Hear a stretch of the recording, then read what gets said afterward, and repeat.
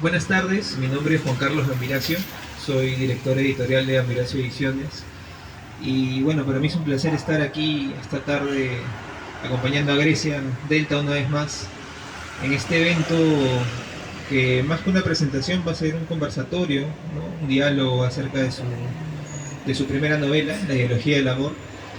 Eh, Grecia se contactó conmigo, nosotros somos amigos, nos conocemos hace muchos años, pero me habló de su novela hace ya un tiempo, antes de la pandemia, y siempre había esta idea de publicarlo, ¿no? Yo trabajaba en otra editorial, después saqué mi propia editorial, y finalmente, después de varias idas y venidas, el libro fue tomando forma, fue pasando por otras manos también,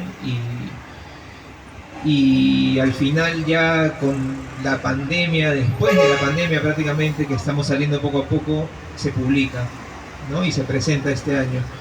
Eh, en esta ocasión, además de Grecia, nos acompaña Alonso Llerena, quien es la persona que tuvo a cargo la elaboración del prólogo para esta novela. Es una persona que, por lo que yo leí en el prólogo, tiene una manera de conocer a Grecia muy particular. Y también nos acompaña Gisela Marroquí, que también nos va a hablar un poco acerca de su percepción acerca de la novela, su lectura personal, y a partir de esos comentarios entiendo que vamos a ir intercambiando ideas. Lo que yo les puedo decir es que es una novela muy significativa, es muy corta, es una novela corta para lo que normalmente ofrecen las novelas, pero no por ello deja de ser sustanciosa, por decirlo de algún modo, ¿no? Toca un tema o varios temas o tópicos muy relevantes, partiendo de la mirada de una mujer y su desarrollo a lo largo de su vida, ¿no? Su niñez, su adolescencia, su juventud, y ese camino que va recorriendo para encontrarse a sí misma, ¿no? Suena muy cliché de repente, pero finalmente es lo que todos hacemos. Y en el caso del personaje de este libro, no dejan de haber pues matices y acontecimientos que hacen que la historia sea mucho más rica, mucho más interesante, y el ritmo de la prosa, el ritmo de lectura que nosotros vamos teniendo es muy fresco, ¿no? Grecia ha tenido la capacidad de despertar el interés y de atraernos y engancharnos en su historia gracias a su estilo, un estilo que ha ido trabajando y que me imagino que va a ir madurando con el devenir de más obras. Yo voy a seguir comentándolo, voy a seguir comentando el libro, pero quiero dejarlos ahora con Alonso Llerena para que les hable un poco acerca de él, de también su participación en el prólogo y qué nos puede decir pues de los personajes que transitan en esta novela y lo que veas en el trabajo de Grecia, ¿no? En su narrativa. Bienvenidos a los que están aquí y gracias por acompañarnos.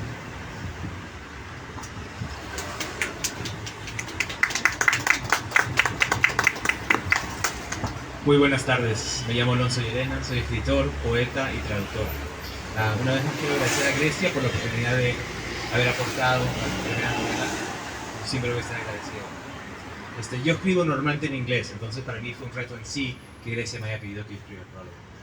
Este prólogo empezó como un pequeño párrafo en inglés que lo empecé a traducir a través de unas semanas, entonces Grecia esperaba que lo llegara la primera llega.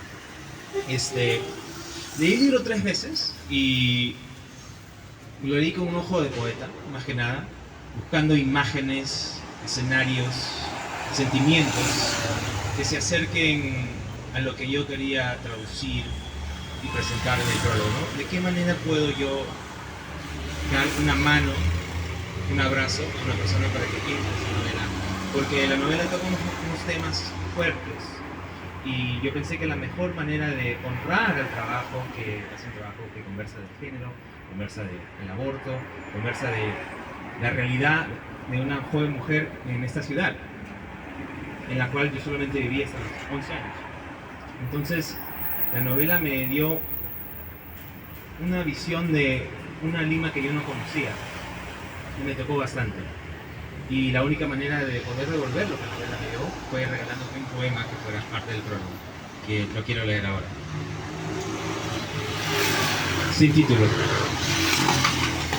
Frágil, como la mayoría de las infancias limeñas, pero como todas, destinadas a no ser eternas, pero sí bañadas de neblina y deseos.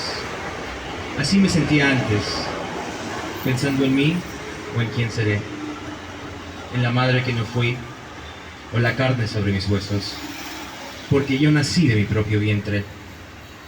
Luz propia consume sombra ajena. ¿Por qué el silencio entre madre y hija es un incendio y dos vientos? Un algarrobo solo en el desierto, a la merced de la garúa y el tiempo. A veces es imposible mirarse en un espejo. Recelos regalados por dos cunas, una mal cuidada y otra vacía. Si el cuerpo es un templo, ¿a cuántos dioses se puede adorar? No siempre la vida es de otros. La hago mía siempre cuando tatúo mi piel y grabo las paredes con tu nombre. Mariposa, butterfly, papillon, schmetterling, detaluda, amiga mía, en todas las lenguas eres azul. Si el amor tiene límites, lo más importante es recordar: los mejores cuentos empiezan en su fin. Francia. Gracias. Muchas gracias.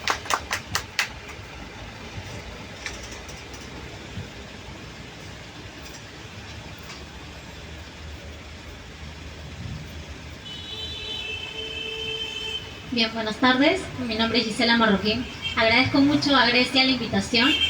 De verdad es lindo compartir con ella este conversatorio, ¿no? De su primera novela, donde encontramos temas importantes para la mujer que no se suelen hablar, y mucho menos donde se dan estos espacios, ¿no? Por eso también agradezco a Ciudad Librera por poder compartir hoy este tipo de conversatorios. Y nada, yo he leído la novela y de verdad con mucho entusiasmo le contaba a ella que me siento identificada, ¿no? Como cualquier chica que pues vive aquí y de pronto encuentra estos desencuentros consigo misma. En realidad cualquiera lo puede leer, pero creo que también hay momentos en los que uno se siente identificada por también toda la realidad que ella compara, lo relaciona con el arte. Cada cosa que menciona pues está como muy actual, ¿no? Muy presente para las chicas, y lo que vivimos ahora, ¿no? Como mencionaba Alonso, sí hay temas también muy cruciales en la vida de una mujer, pero también hay cosas que a veces desde adolescentes, desde niños, ese amor y desamor con los padres, pues a veces no nos deja huellas, ¿no? Y nosotros tratamos de diferentes formas dejarlos, ¿no? Buscar nuestro camino. Me gustó porque también ves y reflejas esos desencuentros misma, profesionales, que a veces te hacen también recordar que es bueno también soltar, ¿no? Como ella cuenta, mediante su personaje Francia, esto de buscar solo su lugar, ¿no? Buscar a través de lo que ella necesita. Entonces, para mí, esta novela es apta para todo el público. Los invito a leerla. Creo que hay muchos temas ahí de los cuales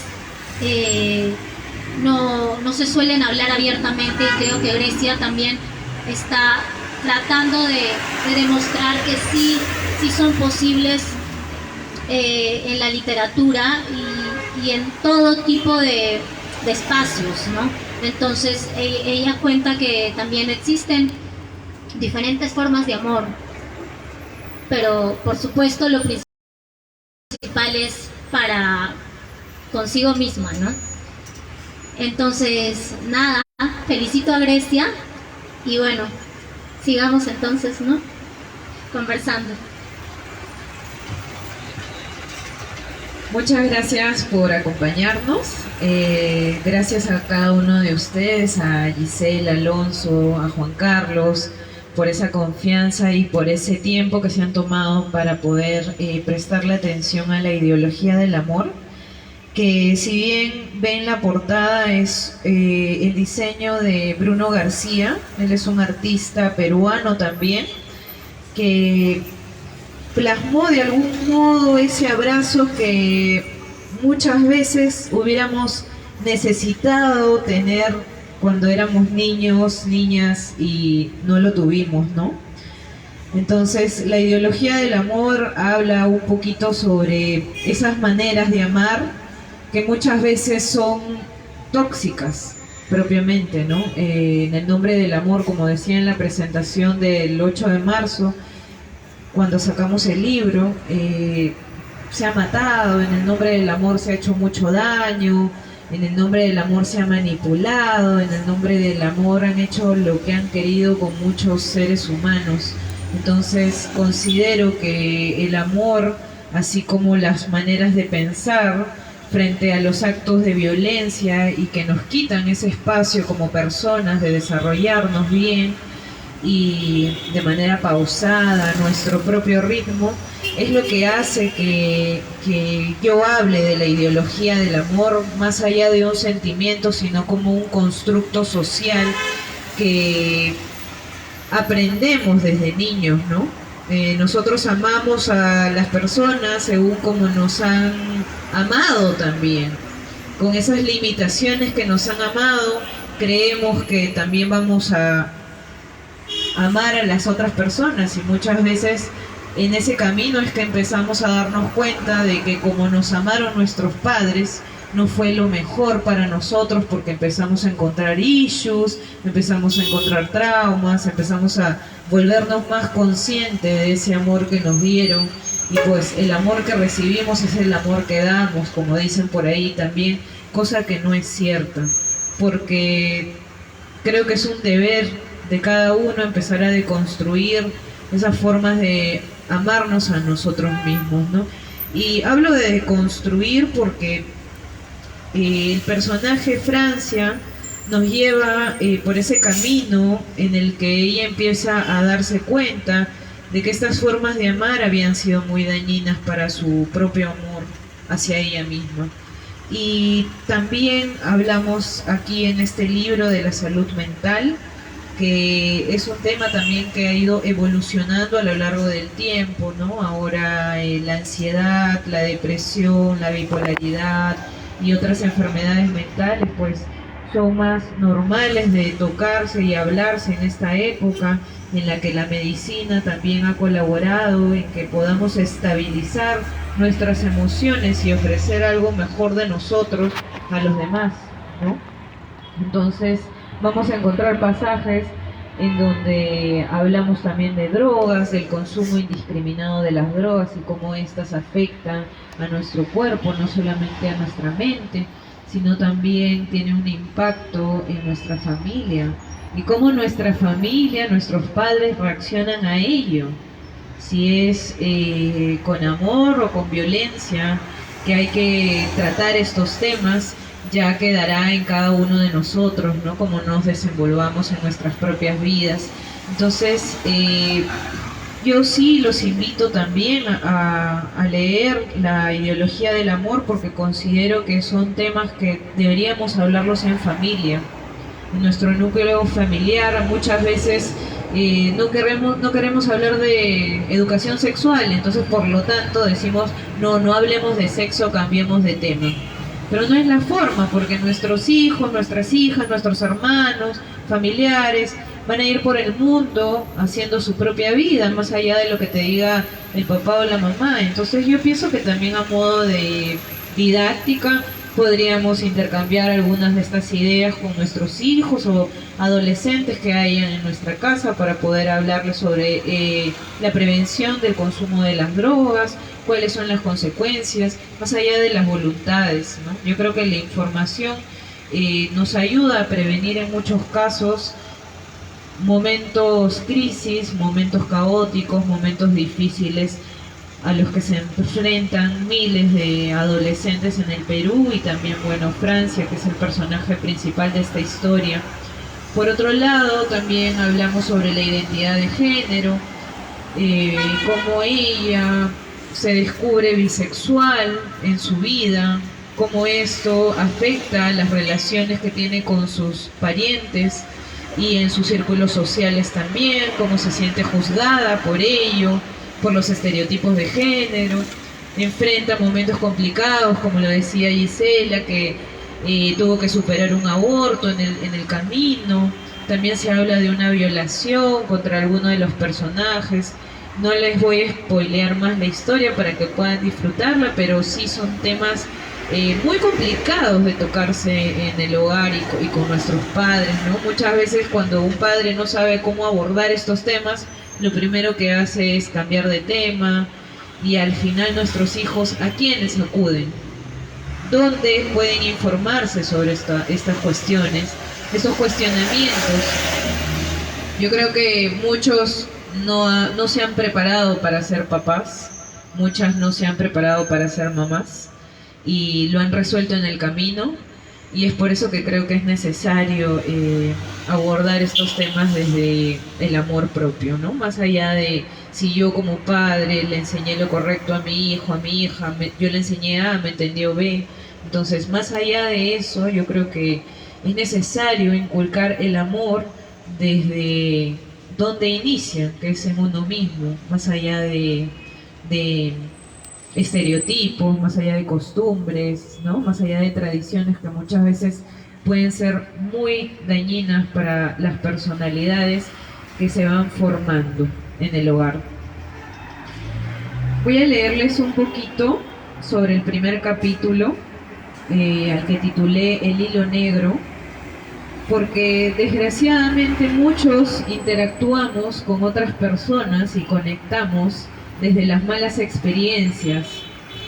Yo tengo un problema, se lo cuento a un amigo, termino siendo afín a este amigo y de pronto nos enamoramos porque creemos que el amor es eso, ¿no? Es darles espacio, es aguantar el sufrimiento, es solucionar ese pensamiento tóxico, cuando son cosas que se deberían resolver con un psicólogo, con un psiquiatra, más no relacionarnos desde la toxicidad, ni mucho menos conectarnos por esos hechos tóxicos que como espejos nos atraen, ¿no? Hacia esas otras personas que también están pasando por momentos difíciles y finalmente termina siendo un mamarracho en lugar de una relación bonita y no tóxica, ¿no? Por eso titulé a este capítulo como El hilo negro. Dos mujeres se contornean como mamá y yo lo hacíamos en la sala del departamento, en aquellos minutos en los que conectábamos bailando I Want to Break Free de Queen. Una de ellas toma a un hombre de la corbata y zambulle su rostro entre sus senos. Otro le introduce billetes en la truza. Pienso, ¿estoy en una película? No, esto es real. Las luces empezaban a molestarme. ¿Qué mierda es esto? ¿Lista? El sol cae, la cola avanza. Llegamos puntuales para ver El sexto sentido. La llamé, nadie responde. La niebla cubre a la gente. Vi 200 veces los mismos juguetes tras dar innumerables vueltas por Plaza San Miguel. Francia, tuve un día complicado en el trabajo. Pásame con Maruja. Veo la luna, una casa, un poste y otra vez la luna. Un sueño predijo lo que sucedería. Ella estaba saliendo con alguien que había tomado nuestro espacio. Sería mamá por cuarta vez y ese día no vimos la película. Volví a casa. Alístate que vamos a salir, me dijo con voz de mando y risueña al mismo tiempo. Coloca gotas de aceite de pachuli en su dedo meñique y las unta detrás de cada oreja. Sándalo y 7 machos. Todos los meses le compraba esas esencias a su casera del mercado. Empezó a peinarse. La mirada de mamá se conectó con la mía en el espejo del baño, clavó sus ojos en mí. Ver su sonrisa y la mordida del labio inferior electrificaron los vellos de mis brazos. Esas turmalinas bajo la frente, como las que poseía Xiuxi, me trasladaron a un agujero negro. Había ido al baño para orinar antes de acostarme. Ya eran las 10 de la noche. Agotada de adivinarla, tomé aire y me pregunté a dónde iríamos esta vez. Regresé a mi cuarto, dejé el retrato de Dorian Gray en mi velador, tendí mi cama y después comencé a vestirme. Mamá continuaba arreglándose. Jamás salía a la calle si no estaba maquillada. La mágica belleza que hechiza a los hombres, le decía a sus artilugios al pintarse la boca de sabor a vino tinto frente a su reflejo. Nunca se despegaba de su portacosméticos de cuero negro repleto de máscaras para las pestañas, labiales cerezo, esmaltes rojizo, delineadores, lentes de contacto azules y verdes. Al final escogía polvos y rubores que le daban un bronceado natural. ¿Quieres delineador? Si deseas te presto el mío, me preguntó jugando a la peluquería. No gracias, mami, le contesté. No me peiné, mis cabellos caían hasta los hombros. Me puse mi outfit diario, zapatillas Nike grises con el logo celeste, polo azul con el estampado de una estrella plateada al centro y un pantalón ancho color rata y con bolsillos grandes. ¿Qué significa este look? Tienes ropa más bonita que esa, me miró de arriba a abajo. Vamos a ir a una discoteca, un lugar al que seguro te mueres por ir.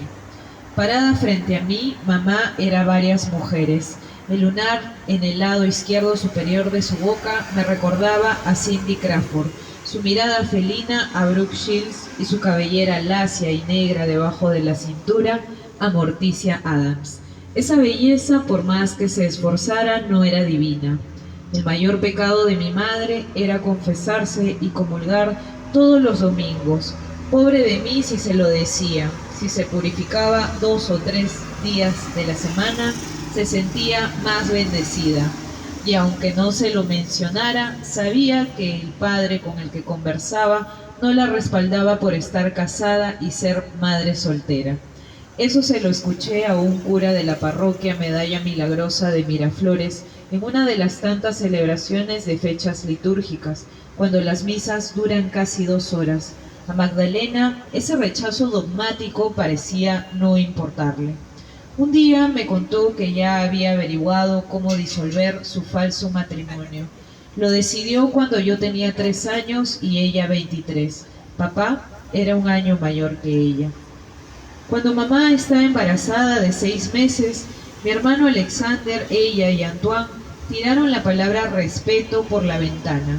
Tomé la mano de Pedro, apreté los dientes, cerré los ojos muy fuerte. Todo se volvió negro. Quise pedir auxilio y la voz no me salía. Deseé que fuera una pesadilla. Mamá, Magdalena, pidiendo auxilio, y mi padre sobre ella. Gritó cosas que no entendí. Corrí hacia Pedro, él trataba de dejar atrás las onomatopeyas a las que había regresado de golpe al ver a mamá sangrando. Retomó el habla al vocalizar mami o teta junto a mi tercer hermano Alexander de 1 año. Al abrir los ojos, escuché una voz aún temblorosa. Ya se fue, ven, ven hijita. Papá le provocó una amenaza de aborto, pero mi hermano se resistió a la muerte. Su pecosa y respingada nariz quedó desviada. Había sobrevivido al primer intento de feminicidio. Cuando cumplí 11 años, mamá me explicó que lo que había sucedido aquel día era que ella no quiso acostarse con él. Mi papá regresó a casa después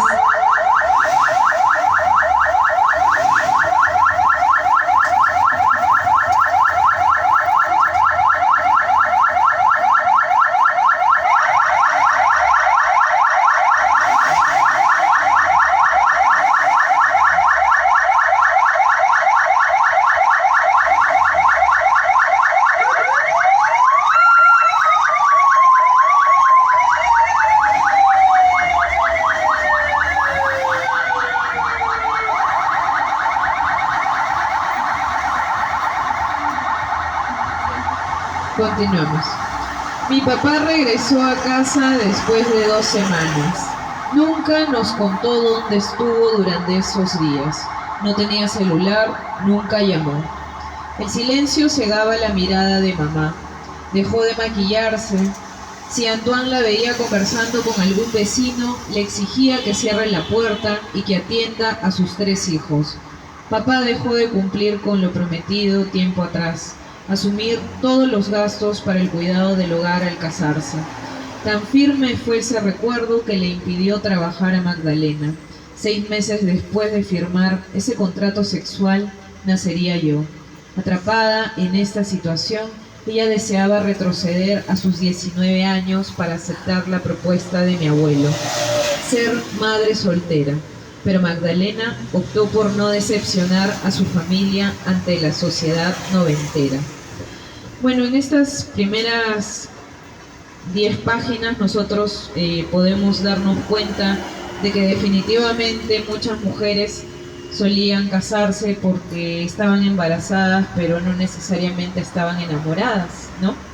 Entonces eso nos revela también lo dañino que era formalizar un hogar ante la sociedad y lo complejo que era conversar con tus propios padres sobre tus sentimientos, ¿no? Sobre ese temor de ser mamá primeriza, sobre ese temor de no perjudicar la economía del hogar, de la familia nuclear, de los padres, de los abuelos, quienes finalmente muchas veces asumen este rol de los padres jóvenes, ¿no?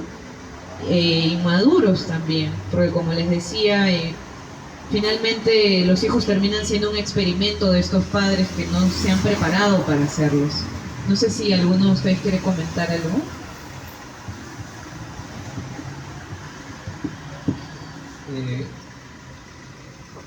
Bueno, la novela de Grecia, Grecia les ha leído la primera parte, que es más o menos lo que es la génesis de la historia, y hay algo que hay varias cosas que me llaman la atención de esta novela, de esta historia, y la manera en que está contada. De repente Grecia podría extenderse un poco acerca de ese punto, ¿no? O de los puntos que voy a mencionar. En principio hay una evidente muestra de lo que viene a ser esta corriente postmoderna, ¿no? De la literatura, que abarca lo que denominaban quienes estudiaran este fenómeno de la posmodernidad, ese pastiche de ese compendio de referencias históricas que no llegan a ser historia, ¿no? Que son como que simplemente referencias que terminan suprimiendo la historia y haciendo una nueva historia, para la redundancia, ¿no? El sexto sentido, las actrices a las que se parece la mamá, incluso creo que no lo ha mencionado en esta parte que ha leído, pero el libro tiene acá un soundtrack que nos dirige a Spotify, que tiene todas las canciones que un poco van circulando en esta novela, ¿no? Y en esa lista, en ese playlist, está Queen, está canciones más antiguas, por ahí salsa, boleros. Entonces, como decía, no es un compendio de toda esta cultura que ya en la época en la que está situada estas primeras escenas, que son los 90, finales de los 90, ya era música antigua, pero que la mamá en ese momento la escuchaba. Por otro lado está el rock, que es el rock de los 70, 60, que también se escuchaba en esa época, y la vemos ahora expuesta a través de una novela que se ha publicado en el 2022. Entonces, eso me parece interesante, ¿no? Yo creo que es un fenómeno no necesariamente intencionado, sino que ya forma parte de lo que se ha venido haciendo en literatura en los últimos años. Por otro lado, Grecia hablaba mucho de las relaciones humanas, del vínculo con la familia, ¿no? La literatura ha abordado muchas veces las relaciones con los padres, de padre e hijo, esta suerte de competencia, de lucha entre el hijo y el padre en determinado momento, el complejo de Edipo y la intención del hijo, a veces inconsciente, por reemplazar al padre, ¿no? Pero Grecia aborda otro tópico, que es la relación de una hija con una madre soltera, ¿no? Con una madre joven. En su momento, cuando estuvimos en la presentación, hablamos de esto, ¿no? de la madre que todavía no deja de ser hija, ¿no? Y de la hija que a la fuerza se está convirtiendo en madre. Eso por un lado me llama mucho la atención porque hay escenas que son muy crudas, ¿no? Muy profundas, que hablan de la relación y de la percepción que Francia tiene sobre su madre, sobre lo que es su madre, y a su vez también lo que la madre cree que es Francia y lo que cree que quiere, ¿no? El tema de vas a ir a una discoteca que te debe encantar, ponte bonita, ¿no? Este concepto de lo bonito, de lo feo, y en un momento incluso en estas escenas en las que yo digo que se transmuta un poco quién es madre y quién es hija, hay una escena en la que Grecia, en la que Francia, la protagonista, pero Grecia como narradora, nos expone una dinámica extraña, ¿no? Que es extraña hasta cierto punto, que es que la mamá creo que llega un poco tomada, y ella la ayuda a subir y se queda dormida a su lado, y de algún modo hay una regresión o un recuerdo, ¿no? de la infancia, y se pega con su seno, ¿no? Se repite. Entonces eso me parece muy bueno, me parece magistral la manera en la que lo consigue exponer, ¿no? Porque Grecia lo hace con mucha soltura, sin complicarse, ¿no? Como creo yo es la manera más exitosa para poder plasmar esas ideas o esas experiencias. Y luego el otro punto que quería tocar, o bueno, partiendo de eso que he mencionado, yo quería saber en qué medida había sido complejo trasladar esa historia, ¿no? No necesariamente porque sea biográfica, sino porque de todas maneras es una historia que no es típica, al menos no tan típica, porque entiendo que es algo que sucede mucho en la sociedad, pero no es tan típico ver una relación madre-hija a ese nivel, en la literatura contemporánea peruana al menos. Entonces, ¿qué tan complejo fue? ¿Qué decisiones se tuvieron que tomar en el camino para decidir por contar eso? Y de otro lado también saber si desde siempre fue... creo que no fue la idea inicial que sea una novela de estas dimensiones tan corta, porque yo vi el primer machote y era más extenso, ¿no? Pero terminó siendo una novela corta. Quería saber también si al final ese resultado te dejó satisfecha, si tú crees que de algún modo se pudo contar más, o se pudieron incluir más capítulos, más historias, ¿no? Esas dos cosas me gustaría que te explayes de eso. Gracias. Un poco difícil tu pregunta, pero voy a tratar de responderla. Sí, ahí la escena, el momento final en donde termina el primer capítulo, Francia está recostada sobre la cama con su madre y ve sus senos desvestidos, ¿no? Está con la bata su mamá, y ella recuerda que cuando tenía 6 años ella recibió a su madre también en estado de ebriedad, la ayudó a cambiarse como si fuera su muñeca, porque Francia tenía 6 años y jugaba con muñecas. Entonces, al ver a su mamá en ese estado, lo que hace ella pues es ponerle su pijama para que duerma, y ve sus senos descubiertos, y lo que hace es ponerse a lactar hasta quedarse dormida. Y años después ocurre algo parecido, pero esta vez Francia lo que hace es acostarse a su lado y ya no vuelve a lactar los senos de su madre a sus 15 años, ¿no? Entonces, con esta escena yo lo que quería plasmar era esa fuerte conexión y desconexión que Francia buscaba tener. Sin embargo, la dependencia de su madre hacia esa protección de su hija era inagotable, ¿no? Si bien es cierto, Francia a lo largo de la historia empieza a desapegarse de su madre, la necesidad de apego de su madre hacia su hija es muy notoria, ¿no? Porque justamente, como decía Juan Carlos, es una madre que no estuvo preparada para ser madre, es una madre que salió embarazada y capaz no quiso ser madre, pero lo afrontó a pesar de esas inseguridades que tenía Magdalena como personaje de la historia, ¿no? Y si bien es cierto, la novela empezó con 100 páginas, hasta un poco más creo que tenía, ¿no? Como 120 páginas. En el tiempo que fuimos editándolo con Raúl Escano, con quien empecé a trabajar estos textos, y alguien a quien respeto y quiero mucho también, empezamos a trabajarlo y fuimos reduciendo estas escenas y dejando lo sustancial para que quede de algún modo más entretenido, más, no sé cómo decirlo, cuando tú sientes que algo ya está porque te gusta y es, no sé cómo explicarlo, ¿no? Pero íbamos sintiendo eso en el camino, mientras íbamos reconstruyendo esta historia que ya había escrito, ¿no? Y posteriormente terminé la edición de la novela y de los 2 últimos capítulos, porque la novela tiene 3 capítulos, con Manuel Prado, que es un amigo mío también, a quien le tengo mucha confianza,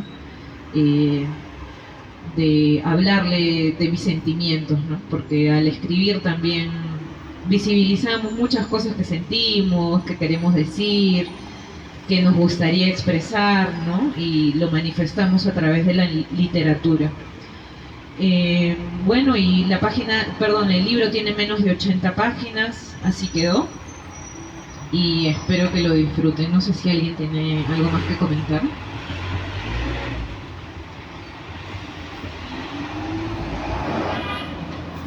Bueno, sí, las relaciones de padres, ¿no? Me hacía recordar cuando lo leías que es difícil a veces contar de manera tan fresca como decía Juan Carlos.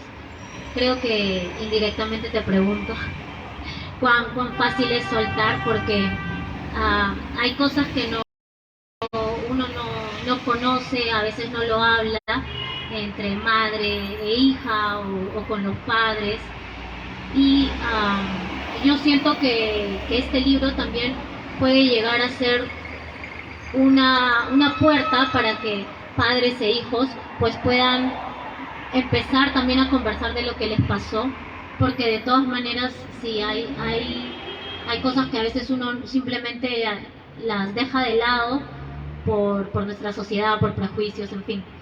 Y creo que en esta primera parte es un muy buen indicio para que todos podamos conversar de qué pasa, ¿no? También a los padres, que muchas veces nos olvidamos de que ellos también pues tienen cosas pendientes, ¿no? Y desde el inicio Francia pues cuenta que no ha sido fácil su niñez, pues, y ella tiene que aprender a madurar, ¿no? Entonces nada, invitarlos a leer, que esto es todo un mundo, ¿no? De Francia, por donde nos transporta en diferentes capítulos, ¿no?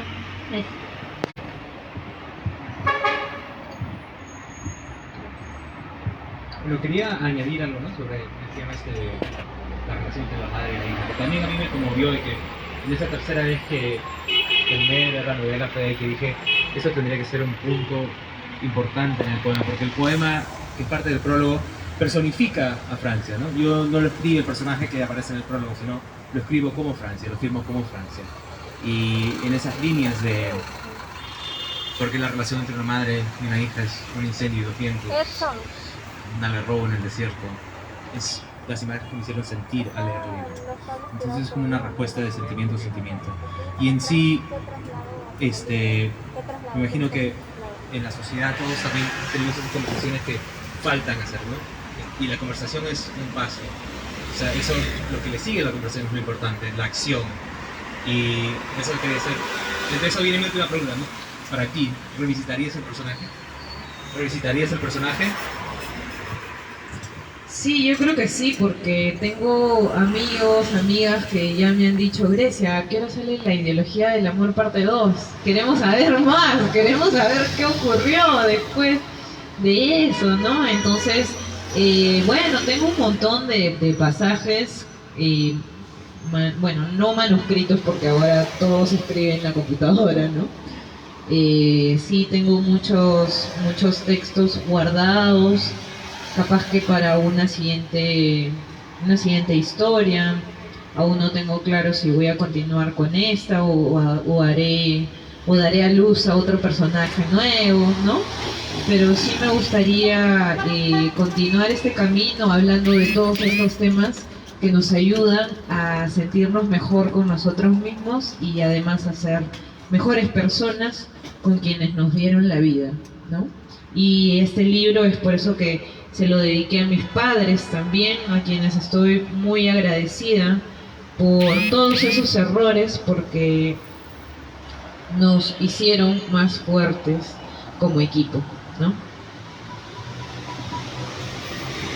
Bueno, yo quiero terminar mi intervención comentando que el libro, esta pregunta que te hace Alonso, si es que redescubrirías o si volvieras al personaje, evidentemente surge, pero yo creo que la historia de la ideología del amor tiene un tiempo que te da como un final al personaje, ¿no? Que justo yo quería terminar con leyendo un párrafo, porque estos 3 capítulos son como un recorrido, un descubrimiento, ¿no? Es como que el personaje primero es como una víctima de las circunstancias, de la coyuntura. Después es una víctima a medias, porque también se vuelve victimaria en el segundo capítulo, y en el tercero, no dejamos de ser víctimas nunca, pero termina siendo un poco más de descubrimiento, ¿no? Y es algo que yo también en su momento le decía a Grecia, que es un capítulo un poco más, yo creo que es el más complicado de abordar, porque puede tornarse un poco al lector, si es que no lo escribimos bien, obviamente, como autores, de medio de desarrollo personal, de superación, ¿no? Pero la manera en la que Grecia lo plantea, creo que consigue desmarcarse, sacudirse de esas ideas, y más bien es algo mucho más centrado, mucho más de madurez, y que a su vez también para mí representa un cierre de la historia, ¿no? Es por eso que para mí, si bien el personaje me parece que es mucho más explotable, creo que la historia de Francia, al menos en esta etapa, ya concluye, ¿no? Yo quiero leer un párrafo justo del último capítulo, que es un párrafo que elegí al azar, entre comillas, porque sí fue intencionado, pero no quiero que venga una continuidad, ¿no? O sea, quiero que sea un poco para situarlos en la manera en la que Francia se empieza a construir, ¿no? Como persona, a descubrirse a sí misma. Bueno, dice así: recomponerme, darme cuenta que si quiero puedo reconstruirme en un segundo, si me da la gana, si me paro y me miro al espejo para releerme entre mis pensamientos y reubicar un nuevo orden en la conexión de los mismos, y así mi cerebro tenga el ánimo de amarse, de enamorarse de la vida. Ámate ya. Necesito volver a ser yo, si es que alguna vez lo fui. Sí, quizá cuando era niña o por instantes a lo largo del tiempo. Elegir lo sano, lo mejor para una, lo que tendría que ser, lo que está en esa dimensión que empieza a delimitarse con los nuevos hábitos.